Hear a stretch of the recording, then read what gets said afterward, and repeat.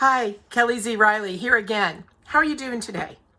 If you saw my video about my chocolate research, you'll know that I promised to read you a section from the upcoming novel, Read My Lips. I hate to back out on a promise, so here to deliver, I'm ready to read to you. Before I dive in, let me tell you a little bit about what's on the back cover. Temptation always leads to trouble. Claire Lennox thought she could have it all until trusting the wrong man destroyed her career, her reputation, and her heart. Now, as director of a literacy foundation, she has new ambitions. But when a sexy client tempts her to love again, does she dare? Billionaire chocolatier Clayton McLean risks everything, including his heart, when he goes incognito, hoping to overcome the dyslexia that haunts him and threatens to destroy his carefully crafted image. They're perfect for each other except for one little thing, the billion-dollar deception that lies between them. Now, let's dive in and see the first meeting of our hero and heroine. Clayton Arthur McLean glanced out the darkened limousine window. He turned to his driver. "O'Shea, you'd better be right about the disguise or the paparazzi will have a field day." "I've watched your back since third grade, boss. You'd think by now you'd trust me. If I didn't, you wouldn't be here." Jimmy shifted in his seat, stripping off his sunglasses and looking him in the eye.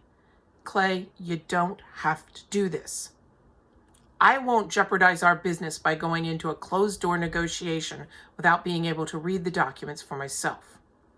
Clayton slipped from his warm limousine into the dank chill of the parking deck.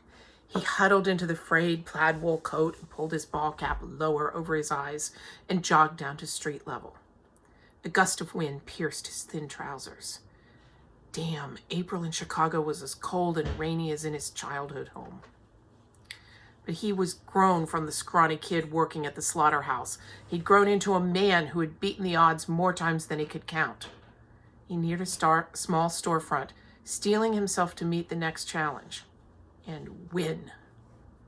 Now he enters the clinic and he meets the literacy teacher who introduces herself and asks who he is. "Artie," he muttered. Artie Michaels. He slumped in a chair. Only 10 minutes into the venture and he'd almost blown it. "Clayton Arthur McLean." He tensed at the sound of his name, spoken in a soft, hesitant Polish accent. "Are you reading the America's 10 Most Wanted Bachelor article today?" Even with his back to the women, Clayton could picture Claire moistening her lips and leaning forward as she spoke.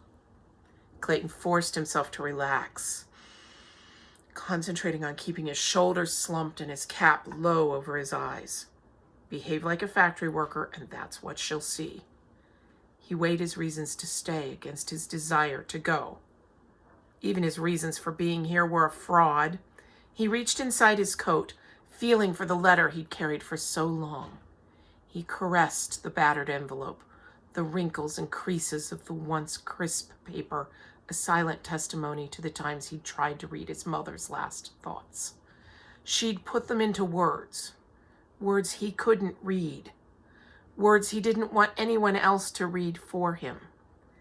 Words, the one thing he couldn't conquer. Eventually, the women rustled past him to the door, where Claire waved away the offer of the magazine. "Every client today has read that article. I've memorized Mr. McLean's biography of vital statistics." She sagged against the door once it closed. "Save me from matchmaking clients." Clayton cleared his throat. "Oh, I didn't mean for you to hear that." "Don't worry." He smiled for the second time since he'd stepped through the door. "I don't intend to play matchmaker." "Good. I've had McLean's picture shoved under my nose so many times, I'll probably imagine his face on every person I meet for the next week." He deliberately pushed the ball cap back on his head and stared at her, tempting fate. But despite her words, no flicker of recognition lit her eyes. Words might be a jumble to him, but he could read people. Claire, with her enthusiasm, was no challenge at all. He'd also perfected the art of sending messages to people with his own carefully scripted body language. Once upon a time, he'd been a nobody, pretending to be a success. Now he was a success, pretending to be a nobody. Except in Claire's company, the unexpected happened. To her, he was anonymous, but he wasn't a nobody. For the first time in months, he relaxed. I hope you've enjoyed this excerpt from Read Your Lips. Join me next time where we'll explore a little bit more. And please stop by and give the book a chance. Thank you. See you next time.